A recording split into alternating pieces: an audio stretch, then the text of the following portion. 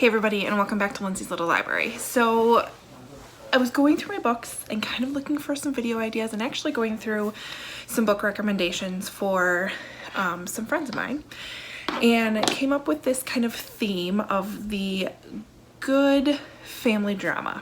So I have some book recommendations for you today that a theme that kind of goes throughout the book is just pure family drama. Now I have a variety of genres. I've got thrillers to historical fictions. They're all over the place because you just can't ignore family, right? So hopefully this doesn't go too long, because the more I kept thinking about it, the more I was finding, and it's all good. So let's start with the top of the pile. We'll go with that. First one up, Miracle Creek by Angie Kim. So this centers around a courtroom trial that is trying to figure out whether or not this person is at fault for a very tragic accident that happened. But aside from that, you have quite the family drama. You have very interesting mother-child relationships with this. You have interesting spousal relationships within this. You have the center family itself is very interesting. They're Korean immigrants, and so you kind of see how they're hanging on to certain traditions yet still trying to adapt to life in the United States. Lots of family drama within this book. Different families crossing different paths, especially when it comes to kind of how they're caring for their children. So this centers around this place that is providing therapy for kids who are very severely disabled. So again, you're dealing with those parents and those children and this business that this Korean family is trying to run. Very, very interesting. Highly recommend that one. I have like piles of books everywhere. I don't even know where to set this. Why don't we just put it back where it goes? All right, next one I want to talk about. That's more contemporary. We're going right into thriller. So we have The Good Daughter by Karen Slaughter. This one I actually talked about not that long ago, and I was reminded to put it in this pile because this does center around a family, mother, father, and their two daughters, and something very, very tragic happens one night while the mother and the daughters are home, kind of sending them into a whirlwind. Years later, one of the daughters, Charlie, I believe her name is still there helping out her father. She's a lawyer in this small town, and some things happen that kind of bring up the past and dig up the past a little bit, and she's thrown into facing some hard truths, dealing with what happened. And in pure Karen Slaughter form, it is fantastic. I don't want to give anything else away because the more blind you go into her books, the better they are. But I flew through this book, you guys. Flew through it. It was fantastic. We'll put that one right here. Okay, I don't know where to go with my books right now. Next one I want to talk about is actually a book that I got from Amazon during their first reads. If you're an Amazon Prime member, and I hope you guys know about this, because if you don't, hop on the bandwagon. But at the beginning of the month, you should be getting an email with their first look or first reads, books that they have picked for the month, and they give you quite a list of books that you get to download for free just because you are an Amazon Prime member. So I wholeheartedly take advantage of that every single month, and I've been having really good luck. I know I read Along the Broken Bay, which was a fantastic first read, and then there's this other one, It Is As Good as True by Cheryl Reed.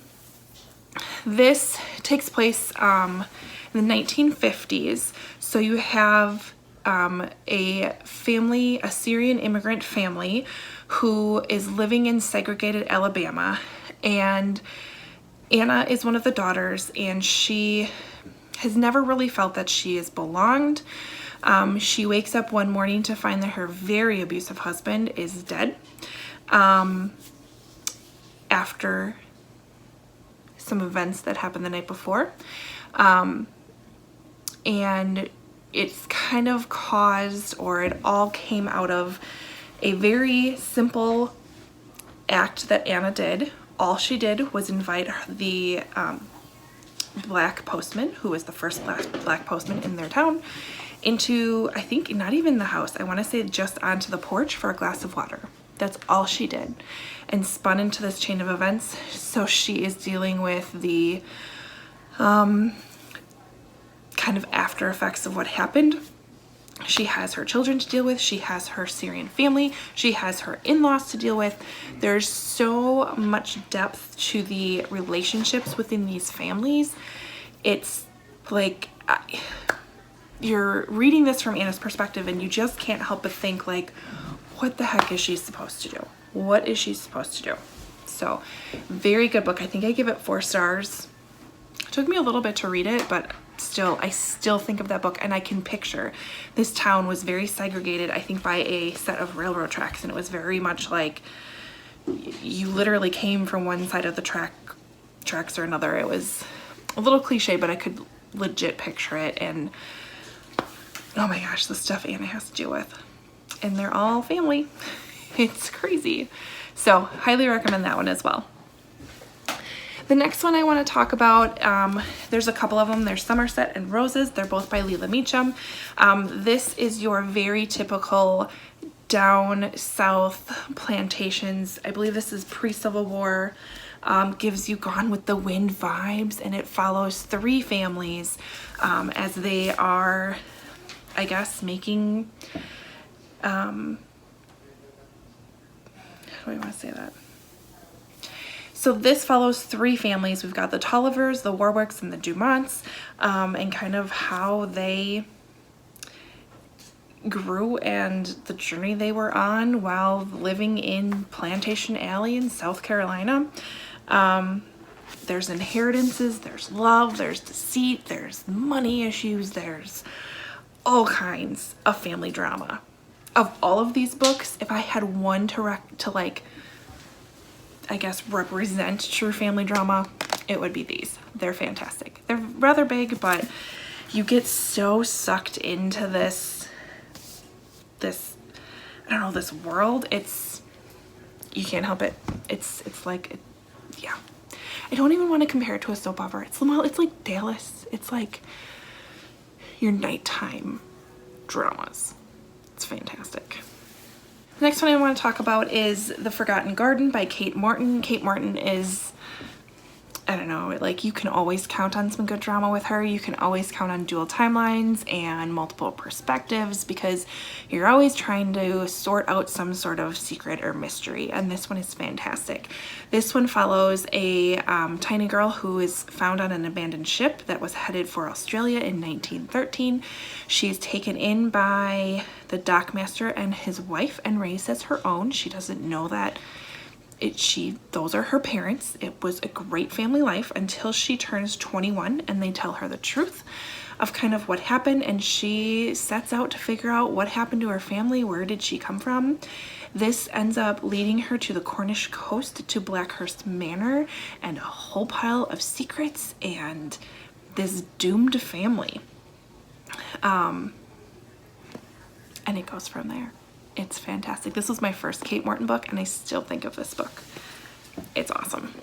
The next one I have to talk about is The House We Grew Up In by Lisa Jewell. I actually have a couple of Lisa Jewell books, and they couldn't be more different, but yet still full of family drama. So this one follows the Bird family. We have 4 children and then their parents, and they're kind of a little kooky. There's Meg, Beth, and then there's twins Rory and Rise.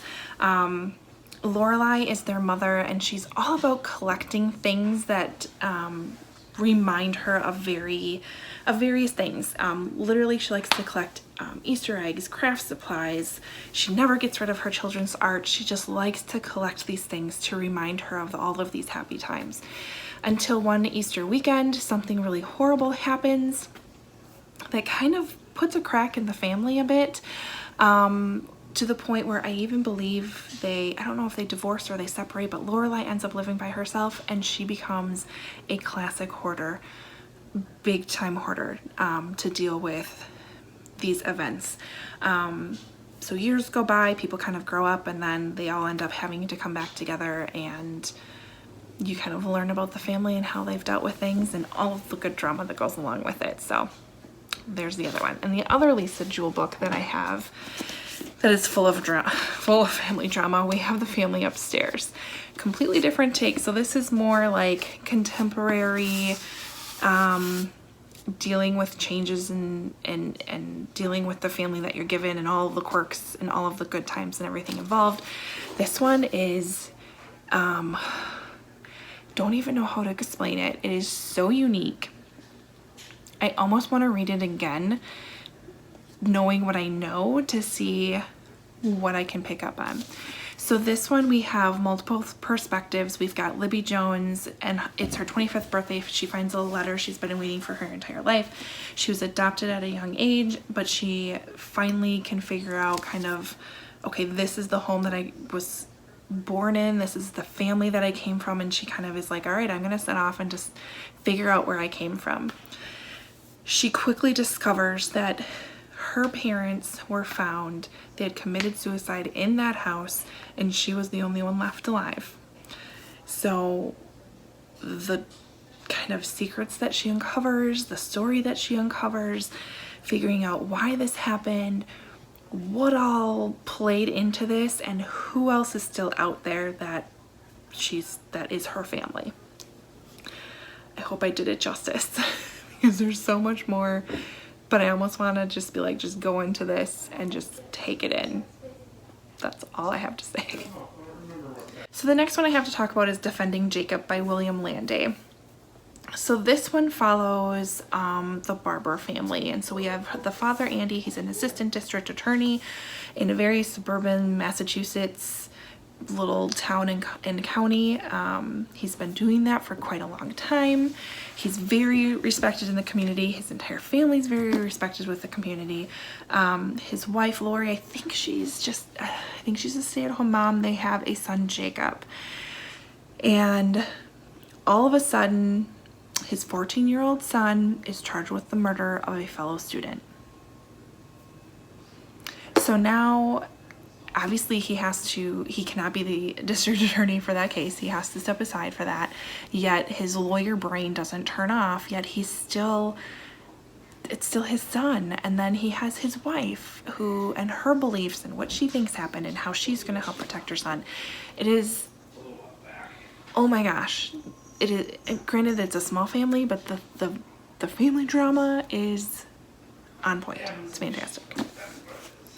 The last one I have to talk about is Leave No Trace by Mindy Miha. This takes place actually in Minnesota in the northern woods. And a father and son go on a camping trip and they disappear. Never to be heard from again for a whole long time. People search for them. I mean, nobody knows what happened to them. They presume that they're dead, and 10 years later, the son shows up. So what the heck happened with that little family drama? So, fantastic book. It's short, it goes fast. It's awesome. It's awesome. So, all of these are great. If you're looking for a good family drama book, pick any of them up.